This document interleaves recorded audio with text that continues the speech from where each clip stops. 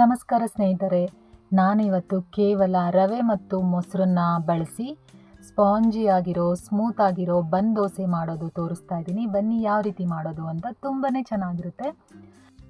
First ಒಂದು ಬಟ್ಲಿಗೆ 2 cup ಆಗುವಷ್ಟು ರವೆನ ಹಾಕ್ತಾಯಿದ್ದೀನಿ. ಸಣ್ಣ ರವೆ ಆದರೂ ತೊಗೋಬೋದು, ಬಾಂಬೆ ರವೆ ಆದರೂ ತೊಗೋಬೋದು, ಯಾವ ರವೆ ತೊಗೊಂಡ್ರೂ ಪರವಾಗಿಲ್ಲ. ಬನ್ಸಿ ರವೆ ಅಂತೂ ಬೇಡ, ಚಿಕ್ಕ ರವೆ ಆದರೆ ಚೆನ್ನಾಗಿರುತ್ತೆ. ನಾನು ಇದೇ ಕಪ್ಪಲ್ಲಿ 2 ಕಪ್ ರವೆ ಹಾಕಿದೆ. 1 ಕಪ್ಪಷ್ಟು ಮೊಸರನ್ನ ಸೇರಿಸಿ 1/4 ಸ್ಪೂನ್ ಆಗುವಷ್ಟು ಬೇಕಿಂಗ್ ಪೌಡರ್ನ ಹಾಕಿ ಸ್ವಲ್ಪ ಚೆನ್ನಾಗಿ ಮಿಕ್ಸ್ ಮಾಡ್ಕೊಳ್ಳೋಣ. ಈ ರೀತಿ ಮಾಡ್ಕೊಳ್ಳೋದ್ರಿಂದ ಫ್ರೆಂಡ್ಸ್, ಬನ್ ದೋಸೆ ತುಂಬಾ ಸಾಫ್ಟಾಗಿ ಸ್ಪಾಂಜಿ ಆಗಿರುತ್ತೆ. ತಿನ್ನೋದಕ್ಕೂ ಮುಟ್ಟೋದಕ್ಕೂ ಕೂಡ ಚೆನ್ನಾಗಿರುತ್ತೆ. ನಿಮಗೆಲ್ಲ ಖಂಡಿತ ಇಷ್ಟ ಆಗುತ್ತೆ. ಇವಾಗ ಇದನ್ನೆಲ್ಲ ಚೆನ್ನಾಗಿ ಮಿಕ್ಸ್ ಮಾಡಿಕೊಂಡು ಅದೇ ಬೌಲ್ನಲ್ಲಿ 1/4 ಕಪ್ ಆಗುವಷ್ಟು ನೀರನ್ನು ಹಾಕಿ ಚೆನ್ನಾಗಿ ಮಿಕ್ಸ್ ಮಾಡ್ಕೊಳ್ಳೋಣ. ಚೆನ್ನಾಗಿ ಮಿಕ್ಸ್ ಮಾಡಿಕೊಂಡು ಒಂದು ಪ್ಲೇಟನ್ನು ಮುಚ್ಚಿ ಒಂದು 10 ನಿಮಿಷಗಳ ಕಾಲ ನೆನೆಯೋದಕ್ಕೆ ಬಿಡೋಣ. ಇದು ಮಕ್ಕಳಿಂದ ದೊಡ್ಡೋರ್ವರೆಗೂ ಕೂಡ ತುಂಬಾ ಚೆನ್ನಾಗಿರುತ್ತೆ. ವಿಡಿಯೋ ಎಂಡ್ವರೆಗೂ ನೋಡಿ. ನಿಮಗೆ ಬನ್ ದೋಸೆ ಯಾವ ರೀತಿ ಪರ್ಫೆಕ್ಟಾಗಿ ಮಾಡಬೇಕು ಅಂದರೆ ನೀವು ಈ ವಿಡಿಯೋನ ಕೊನೆವರೆಗೂ ನೋಡಬೇಕು. ನೋಡಿ, ಇವಾಗ ಇದು ಚೆನ್ನಾಗಿ ನೆಂದಿದೆ. ಇವಾಗ ಇದನ್ನು ಒಂದು ಮಿಕ್ಸಿ ಜಾರ್ಗೆ ಹಾಕ್ಕೊಂಡು ಅದೇ ಕಪ್ಪಲ್ಲಿ 1 ಕಪ್ ಆಗುವಷ್ಟು ನೀರನ್ನು ಸೇರಿಸ್ಕೊಂಡು ಸ್ವಲ್ಪ ರುಬ್ಕೊಂಡು ಬರೋಣ. ತುಂಬ ನುಣ್ಣಗೆ ಅಂತಲ್ಲ, ಸ್ವಲ್ಪ ದೋಸೆ ಹಿಟ್ಟಿನ ಅದಕ್ಕೆ ಬರುತ್ತಲ್ಲ ಆ ರೀತಿ ರುಬ್ಕೊಂಡು ಬಂದರೆ ಸಾಕು. ಇದನ್ನು ನಾನು ಅದೇ ಬೌಲ್ಗೆ ಸೇರಿಸಿ ಸ್ವಲ್ಪ ಚೆನ್ನಾಗಿ ಮಿಕ್ಸ್ ಮಾಡ್ಕೊತಾ ಇದ್ದೀನಿ. ಸ್ವಲ್ಪನೇ ಮಿಕ್ಸಿ ಜಾರ್ಗೆ ನೀರನ್ನು ಹಾಕಿ 1/4 ಕಪ್ ಆಗುವಷ್ಟು ಅಂದರೆ ಒಂದು 4-5 ಸ್ಪೂನ್ ಆಗುವಷ್ಟು ನೀರನ್ನು ಸೇರಿಸಿ ಹಾಕ್ತಾಯಿದ್ದೀನಿ. ರುಚಿಗೆ ತಕ್ಕಷ್ಟು ಉಪ್ಪನ್ನು ಸೇರಿಸಿ ಸ್ವಲ್ಪ ಚೆನ್ನಾಗಿ ಮಿಕ್ಸ್ ಮಾಡ್ಕೋಬೇಕು. ಸ್ವಲ್ಪ ನೊರೆ ರೀತಿ ಬರಬೇಕು. 1-2 ನಿಮಿಷ ಚೆನ್ನಾಗಿ ಮಿಕ್ಸ್ ಮಾಡಿದ್ರೆ ತುಂಬಾ ಚೆನ್ನಾಗಿರುತ್ತೆ ಈ ದೋಸೆ ಬ್ಯಾಟರು. ಇವಾಗ ಇದಕ್ಕೊಂದು ಸಣ್ಣದಾಗಿ ಒಗ್ಗರಣೆ ಮಾಡ್ಕೊಳ್ಳೋಣ. ಒಗ್ಗರಣೆಗೆ ಎಣ್ಣೆ, ಸಾಸಿವೆ ಚಟಪಟ ಅಂತ ಸಿಡಿದ ಮೇಲೆ ಜೀರಿಗೆ ಹಾಕ್ತಾಯಿದ್ದೀನಿ. 2-3 ಎಸಳಷ್ಟು ಆಗುವಷ್ಟು ಕರಿಬೇವನ್ನು ಸಣ್ಣದಾಗಿ ಕಟ್ ಮಾಡಿ ಹಾಕಿದ್ದೀನಿ.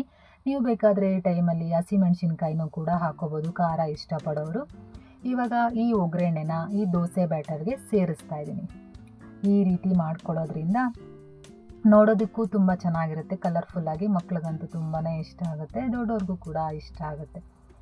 ಇವಾಗ ಇದನ್ನೆಲ್ಲ ಚೆನ್ನಾಗಿ ಮಿಕ್ಸ್ ಮಾಡಿಕೊಂಡು ಫ್ರೆಂಡ್ಸ್, ಇವಾಗ ನಾನು ದೋಸೆನ ಯಾವ ರೀತಿ ಮಾಡ್ತಾಯಿದ್ದೀನಿ ಅಂದರೆ, ಒಗ್ಗರಣೆ ಮಾಡ್ಕೊತೀವಲ್ವ ನಾವು, ಒಂದು ಚಿಕ್ಕ ಬಾಣಲಿ, ನಾವು ಒಗ್ಗರಣೆ ಯಾವುದ್ರಲ್ಲಿ ಮಾಡ್ಕೊತೀವೋ ಅದರಲ್ಲಿ ಸ್ವಲ್ಪ ಮೊದಲನೇ ದೋಸೆಗೆ ಸ್ವಲ್ಪ ಜಾಸ್ತಿನೇ ಎಣ್ಣೆ ಹಾಕಬೇಕು. ಎರಡನೇ ದೋಸೆಗೆ ಏನಿಷ್ಟು ಎಣ್ಣೆ ಅವಶ್ಯಕತೆ ಇರಲ್ಲ. ನಾನಿಲ್ಲಿ 2 ಸೌಟ್ ಆಗುವಷ್ಟು ದೋಸೆ ಹಿಟ್ಟನ್ನು ಹಾಕ್ತಾಯಿದ್ದೀನಿ ಫ್ರೆಂಡ್ಸ್. ನಿಮಗೆ ಡೌಟ್ ಬರ್ಬೋದು, ಈ ಬಾಣಲಿಲಿ ದೋಸೆ ಬರುತ್ತಾ ಅಂತ. ಖಂಡಿತವಾಗಿಯೂ ಬಂದೇ ಬರುತ್ತೆ. ನೀವು ಟ್ರೈ ಮಾಡಿ, ತುಂಬಾ ಚೆನ್ನಾಗೇ ಬರುತ್ತೆ ಫ್ರೆಂಡ್ಸ್. ನಾನಿಲ್ಲಿ ಈಗ ಒಂದು ಪ್ಲೇಟನ್ನು ಮುಚ್ಚಿ 1 ನಿಮಿಷಗಳ ಕಾಲ ಆದಷ್ಟು ದೋಸೆನ ಬೇಯೋದಕ್ಕೆ ಬಿಡ್ತೀನಿ. ನೋಡಿ ಯಾವ ರೀತಿ ಚೆನ್ನಾಗಾಗಿದೆ ಅಂತ. ಈ ರೀತಿ ಎಣ್ಣೆ ಎಲ್ಲ ನೀಟಾಗಿ ಬಿಟ್ಕೊಂಡ್ಮೇಲೆ ನಾವು ಈ ರೀತಿ ಒಂದು ಸ್ಪೂನಿನ ಸಹಾಯದಿಂದ ನೀಟಾಗಿ ತಿರುವಿ ಹಾಕಬೇಕು. ನೋಡಿ ಯಾವ ರೀತಿ ಬೆಂದಿದೆ ಅಂತ. ತುಂಬಾ ಚೆನ್ನಾಗಿರುತ್ತೆ ಫ್ರೆಂಡ್. ಸ್ಪಾಂಜಿಯಾಗಿ ಕ್ರಿಸ್ಪಿಯಾಗಿ ಸಖತ್ತಾಗಿರುತ್ತೆ ಅಂತಲೇ ಹೇಳ್ತೀನಿ ನಾನು. ನನಗಂತೂ ತುಂಬಾ ಇಷ್ಟ ಆಯಿತು, ನಿಮಗೂ ಇಷ್ಟ ಆಗೇ ಆಗುತ್ತೆ. ನೋಡಿ ಎಷ್ಟು ಚೆನ್ನಾಗಿದೆ, ಸೇಮ್ ಬನ್ ದೋಸೆ ಥರನೇ ಕಾಣಿಸ್ತಿದೆ. ನಾನಿಲ್ಲಿ ಇನ್ನೊಂದು ದೋಸೆ ಕೂಡ ಮಾಡಿ ತೋರಿಸ್ತಾ ಇದ್ದೀನಿ. ನೀವು ಇವತ್ತೇ ಟ್ರೈ ಮಾಡಿ ಅಂತ ಹೇಳ್ತಾ ಇದ್ದೀನಿ.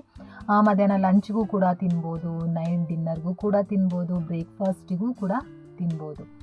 ಇದನ್ನು ಸಾಂಬಾರ್ ಜೊತೆಲಾಗಲಿ, ಚಟ್ನಿ ಜೊತೆಲಾಗಲಿ, ಯಾವುದ್ರ ಜೊತೆಲಾದರೂ ಕಾಂಬಿನೇಷನ್ ತುಂಬಾ ಚೆನ್ನಾಗಿರುತ್ತೆ. ನೋಡಿ, ನಾನು 2ನೇ ದೋಸೆಗೆ ನಾನು ಎಣ್ಣೆನೇ ಹಾಕಲಿಲ್ಲ, ತುಂಬಾ ಚೆನ್ನಾಗಿ ದೋಸೆ ಬರ್ತಿದೆ. ನೋಡಿ ಈ ರೀತಿ 2 ಕಡೆನೂ ನೀಟಾಗಿ ಚೆನ್ನಾಗಿ ಬೇಯಿಸ್ಕೊಂಡ್ರೆ ದೋಸೆ ತಿನ್ನೋದಕ್ಕೂ ಚೆನ್ನಾಗಿರುತ್ತೆ, ರುಚಿಯಾಗಿರುತ್ತೆ. ನೋಡಿದ್ರಲ್ಲ ನಾನು ಯಾವ ರೀತಿ ಮಾಡಿ ತೋರಿಸ್ತಾ ಇದ್ದೀನಿ ಅಂತ. ನಿಮ್ಗೆ ಈ ದೋಸೆ ಇಷ್ಟ ಆಗಿದೆ ಅಂತ ತಿಳ್ಕೊಂಡಿದ್ದೀನಿ. ತುಂಬಾ ಚೆನ್ನಾಗಿರುತ್ತೆ ಫ್ರೆಂಡ್ಸ್, ಎಲ್ರಿಗೂ ಇಷ್ಟ ಆಗುತ್ತೆ, ಡೌಟೇ ಬೇಡ. ಇದನ್ನು ಓಪನ್ ಮಾಡಿ ಕೂಡ ತೋರಿಸ್ತೀನಿ ನಾನು, ಅಂದರೆ ಮುರಿದು ಕೂಡ ತೋರಿಸ್ತೀನಿ. ಎಷ್ಟು ಒಳಗಡೆ ಸಾಫ್ಟಾಗಿ ಸ್ಪಾಂಜಿಯಾಗಿದೆ ಅಂತಲೂ ಕೂಡ ನಿಮಗೆ ನಾನು ತೋರಿಸ್ತೀನಿ. ನೋಡಿ ಎಷ್ಟು ಚೆನ್ನಾಗಿ ಕಾಣಿಸ್ತಿದೆ ಅಂತ. ಒಳಗಡೆನೂ ಕೂಡ ನೀಟಾಗಿ ಬೆಂದಿರುತ್ತೆ, ಯಾಕಂದರೆ ನಾವು ಲೋ ಫ್ಲೇಮಲ್ಲೇ ಬೇಯಿಸ್ಕೊಬೇಕು ಈ ದೋಸೆ ಮಾಡಬೇಕಾದ್ರೆ. ಅದರಿಂದ ಒಳಗಡೆ ಎಲ್ಲ ನೀಟಾಗಿ ಬೆಂದಿರುತ್ತೆ, ನೀಟಾಗಿ ಕುಕ್ ಆಗಿರುತ್ತೆ. ಯಾವುದೇ ಡೌಟ್ ಇಲ್ಲದೆ ನೀವು ಈ ಬನ್ ದೋಸೆನ ಟ್ರೈ ಮಾಡ್ಬೋದು. ಟ್ರೈ ಮಾಡಿದ್ರೆ ಒಂದೇ ಒಂದು ಕಮೆಂಟ್ ಮಾಡಿ ನಿಮಗೆ ಈ ಬನ್ ದೋಸೆ ರೆಸಿಪಿ ಇಷ್ಟ ಆಗಿದರೆ ಒಂದೇ ಒಂದು ಲೈಕ್ ಮಾಡಿ, ನನಗೆ ಇದೇ ರೀತಿ ಸಪೋರ್ಟ್ ಮಾಡಿ. ಮತ್ತೆ ಸಿಗ್ತೀನಿ ಇನ್ನಷ್ಟು ತುಂಬಾ ಈಸಿ ಆಗಿರೋ ರೆಸಿಪಿಯೊಂದಿಗೆ. ನಮಸ್ಕಾರ.